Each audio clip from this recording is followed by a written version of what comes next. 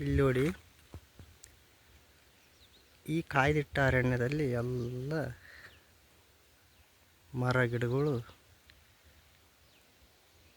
ಎಲೆ ಉದುರ್ಯಾವ. ಇದು ಯಾವ ರೀತಿ ಕಾಣ್ತಂದ್ರೆ, ಎಷ್ಟೋ ವರ್ಷ ಮಳೆ ಹೋಗಿ ನೀರಿನ ತೇವಾಂಶ ಇಲ್ಲದೆ ಈ ಥರ ಮರಗಳೆಲ್ಲ ಒಣಗಿ ಹೋಗ್ಯಾವಂತಂದು ತಿಳ್ಕೊಬೇಡಿ. ಕಾರಣ ಏನಂದರೆ, ಇದು ವಸಂತ ಕಾಲ ಪ್ರಾರಂಭ ಆಕತಿನ್ನು. ಹಾಗಾಗಿ ಎಲೆಗಳೆಲ್ಲ ಉದುರಿ ಹೊಸ ಚಿಗುರು ಮುಗುಳ್ನಾಗೆ ಚಿಗುರು ಬರ್ತಕ್ಕಂಥದ್ದು. ನೋಡಿ, ಇಲ್ಲಿ ಈ ಗಿಡ ಅಲ್ಲ ಹೊಸ ಚಿಗುರು ಬಂದುಬಿಡೈತಿ. ಇನ್ನೊಂದು 20 ದಿವಸ ಹೋದ್ರೆ ಈ ಗಿಡ ಅಥವಾ ಈ ಮರದಡಿ ಮನಿಕಂದ್ರೆ ನೆಮ್ಮದಿಯಿಂದ ನಿದ್ದೆ ಬರ್ತೈತಿ.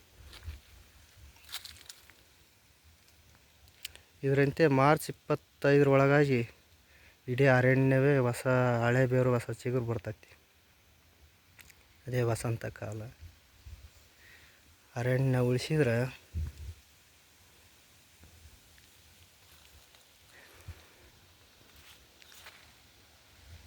ನಾಳಿನ ದಿನಗಳಲ್ಲಿ ಮಳೆಗಾಲ ಆಗ್ತಕ್ಕಂಥದ್ದು. ಪರಿಸರನೇ ಇಲ್ಲದ ಬಳಕೆಯಲ್ಲೇ ಮಳೆ ತಡ್ತೈತಿ. ಮೊದಲು ಪರಿಸರ ಇರಬೇಕು. ಇಂಥ ಒಂದು ನಿರ್ಜಲನವಾದ ಅರಣ್ಯ ಭೂಪ್ರಾಂತದಲ್ಲಿ ಇಲ್ಲಿ ಒಂದು ಹನಿ ನೀರು ಇರೋಕ್ಕಿಲ್ಲ ಅಂತ ಅನ್ಕೊಂತಾರೆ ಯಾರು ಬಂದ್ರೆ. ಆದರೂ ಇಲ್ಲಿ ಜಲಾಶಯ ಐತಿ. ಇದೆಲ್ಲ ದೇವರ ಸೃಷ್ಟಿ ನಿಯಮ. ಇದು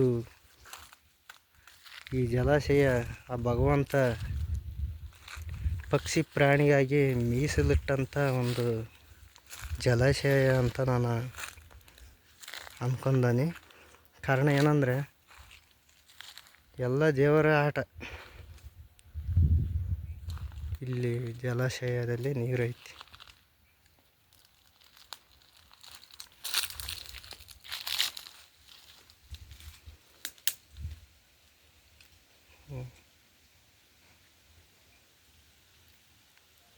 ಪಕ್ಷಿ ಪ್ರಾಣಿಗಳು ಇಲ್ಲಿ ಬಂದು ನೀರು ಕುಡ್ದು ಹೋಕ್ಕವು.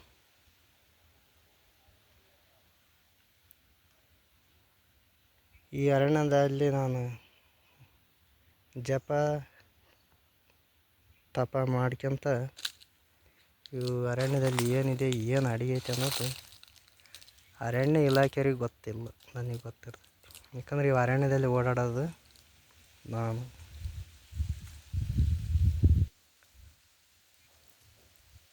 ಈ ಜಲಾಶಯ ಅಷ್ಟು ಸುಲಭವಾಗಿ ಬತ್ತಲ್ಲ. ಇದು ಮಾರ್ಚ್ 15ರಿಂದ 20ನೇ ತಾರೀಕು ಬೇಕು ಇದು ಬತ್ತಕ್ಕೆ. ಅಷ್ಟೊತ್ತಿಗೆಲ್ಲ ಮಳೆಗಾಲ ಆಕೈತಿ, ಮತ್ತು ನೀರು ಬರ್ತೈತಿ. ಇಲ್ಲಿ ಹೆಚ್ಚಿನ ಮಳೆಗಾಲದಾಗ ಇಲ್ಲಿ ಅಪಾಯಕಾರಿ. ಇಲ್ಲಿ ಮನುಷ್ಯರು ಬರಬಾರ್ದು.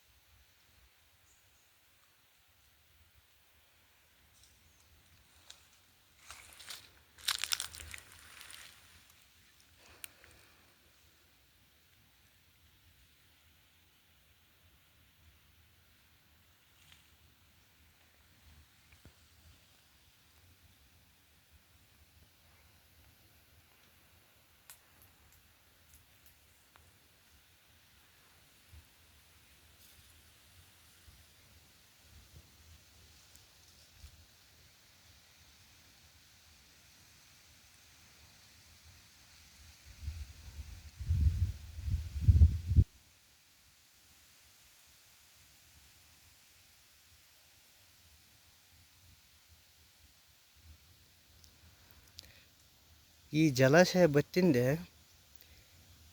ಕೆಲವೊಂದು ಸ್ಥಳದಲ್ಲಿ ನಾನು ಗುಂಡಿ ಹೊಡಿತೇನೆ. ಒಂದು